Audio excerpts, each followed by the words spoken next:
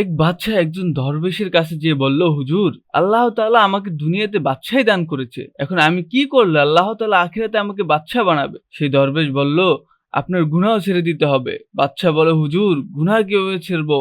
দরবেশ বলল, আপনি প্রত্যেক দিন ১০০ বার মৃত্যুর কথা স্মরণ করবেন। বাদশাহ বলল, ঠিক আছে। ১ মাস পর বাদশাহ আবার দরবেশের কাছে এসে বলল, হুজুর, আমি স্বর্ণের তৈরি তসবিহ দিয়ে প্রত্যেক দিন ১০০ বার মরণ, মরণ তসবিহ জপি।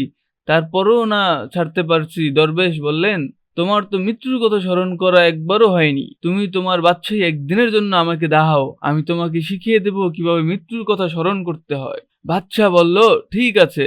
এবার দরবেশের ক্ষমতায় বসলেন। সিংহাসনে বসে জল্লাদকে অর্ডার করলেন, বাদশাকে এই মুহূর্তে হত্যা করা হোক। জল্লাদ দৌড়ে এসে বাদশার গলার ছুরি ধরার সাথে সাথে বাসায় জ্ঞান হারালেন। জ্ঞান ফেরার পর তাকে বললেন, সবেমাত্র একবার মৃত্যুর কথা স্মরণ করলেন।